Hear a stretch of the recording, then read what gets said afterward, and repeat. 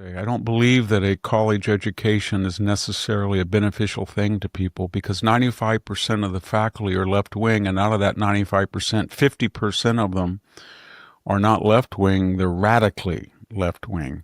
And they promote a message of racism, separate dorms, separate spaces, special graduation ceremonies, special admissions based on race, contrary to law and the Supreme Court.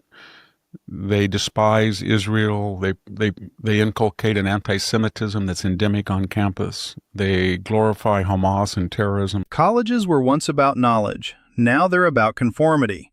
A student can graduate today without reading Shakespeare, but they'll know every page of the woke playbook. Surveys show almost 90% of humanities professors lean left, and that imbalance turns classrooms into echo chambers, not forums for debate. The result? Record student debt, over $1.7 trillion nationwide, and young people leaving campus with resentment instead of skills. They're told America is evil, tradition is oppressive, and identity matters more than effort. And it doesn't stay in the classroom. Those same ideas move into corporations, politics, and media. HR departments care more about pronouns than performance. Laws are written around feelings instead of facts. Universities should be shaping leaders. Instead, they're manufacturing activists. And the rest of the country is forced to live with the consequences. I am trying to exempt the science, math, engineering. They're very vital to this country. When I look at the humanities, I don't think it's a positive influence anymore. Because when I go to universities, I look at the book orders. I don't see Milton.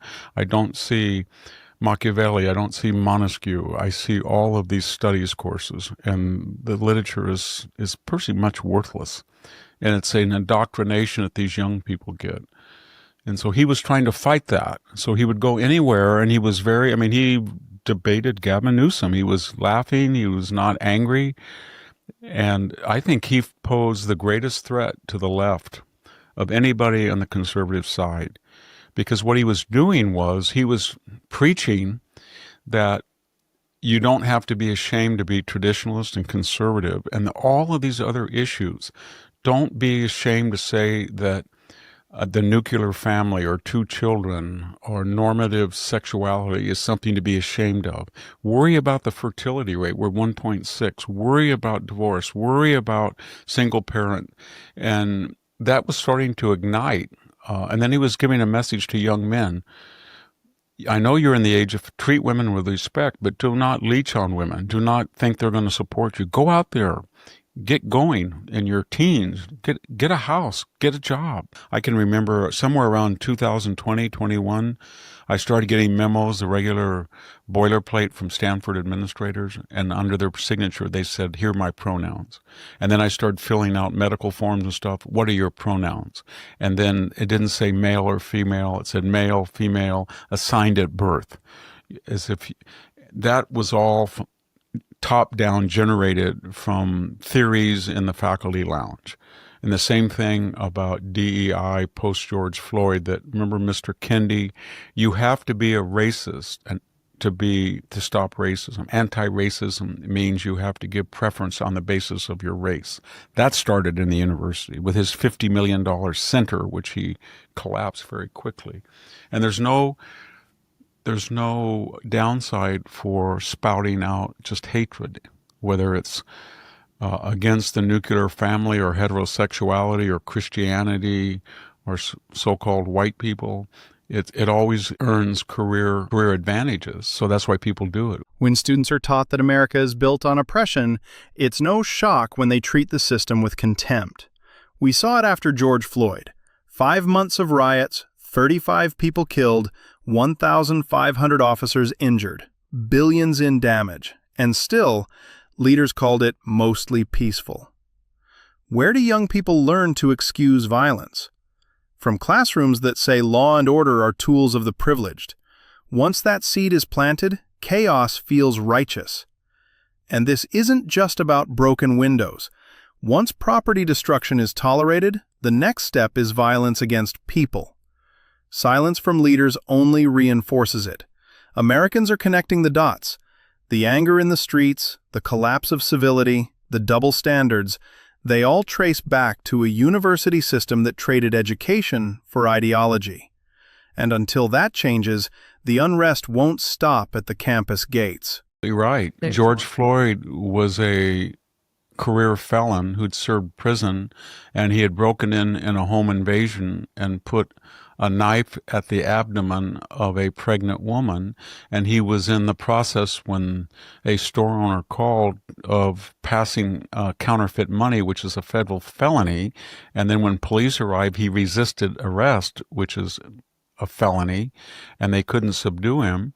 And he was on fentanyl and other drugs, and he had a heart condition, and he was suffering from effects of COVID. And then an approved police technique, unfortunately, Officer Chauvin had a pretty scowl on his face and did it too long. Even that is in dispute. And he died. And then what happened? Antifa and Black Lives Matter for the next 5 months were responsible for 35 people dead and 1,500 officers injured, and burning a federal courthouse, burning a police precinct, burning a historic church, trying to storm the White House to get to Donald Trump. And that's different. And Irina was what? She was just 23, and she was sitting there, and she was not doing anything wrong. In fact, she was sitting in a seat with 3 black individuals on her right and a black individual behind her, and that didn't bother her. She wasn't racially, and I got really angry, as I said earlier, when Van Jones said, "How dare Charlie Cook make this a racial?" He didn't do that, Van Jones. He didn't make it a racial. Carlos Brown made it a racial. Listen to the tape. After he slits her throat, and then gets up and walks nonchalantly by, and the 3 other occupants, the other 3 black Americans, watch her and don't lift a finger as she bleeds to death. He walks out dripping blood, and he says, "Got the white girl." He says it twice. You can hear it on the video. "Got that white girl." And no one does anything for at least a minute and a half. All they had to do was stop the bleeding, or if they saw him trying to stab, just try to resist him.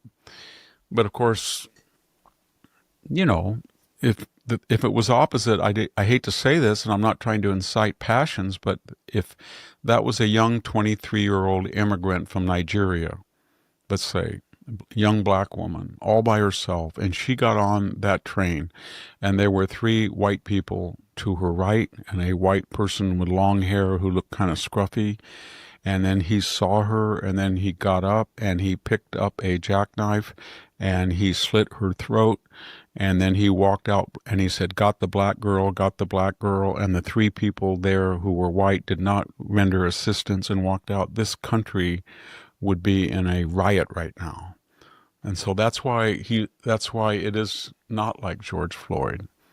It's not at all like it. And when people say that, I just think we're at a turning point. That's kind of an ironic term, because that was true. I just think that with the 9/11 anniversary today, and the assassination yesterday of Charlie Kirk, and the 2 weeks ago, the assassination of Irina Zarutska, we're in a turning point. I think people, and then when you add on the Auburn professor who was butchered, 57-year-old professor of veterinary medicine, and she was butchered by a felon who was out, who shouldn't have been, just like Carlos Brown was a 14-time felon who should not have been out.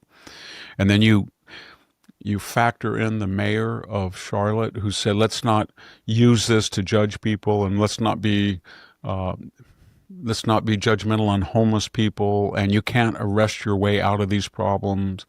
And then you have the magistrate who didn't even have a law degree, just a BA, and she is letting him out, Carlos Brown, even though he should have been in jail, given his felonious record. And you put all of that together, and I think a lot of people are just saying, I've had it. If you've had it, then the best thing to do is to smile, be nice to people. Don't lower yourself to what the left is doing. Just very quietly register to vote, go out to vote in the midterms. And anybody with a D behind their name, no matter who they are, just vote no. And That may be unfair to, I don't know what you would do with John Fetterman. I like him. He's not up for election, but I would just send a message that you've had it. If you value honest analysis and real conversations, make sure to subscribe. Hit the like button and share your thoughts in the comments. What did we miss and what should we tackle next? Your voice makes this community stronger. Let's keep pushing for the truth together.